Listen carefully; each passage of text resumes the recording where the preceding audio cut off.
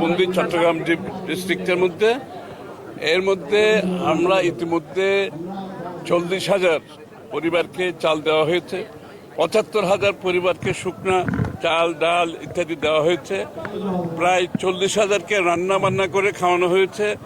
এই ধারা কিন্তু অব্যাহত আছে, এটা চলতে থাকবে। এরপরে পুনর্বাসন কার্যক্রম আরম্ভ হবে।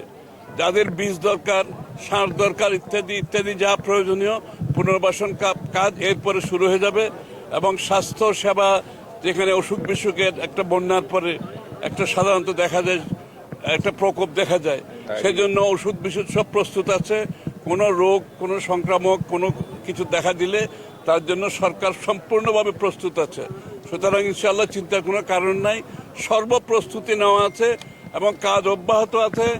এবং যতক্ষণ পুনর্বাসন কাজ শেষ না হয় ততক্ষণ আমাদের পক্ষ থেকে, সরকারের পক্ষ থেকে সমস্ত কার্যক্রম অব্যাহত থাকবে।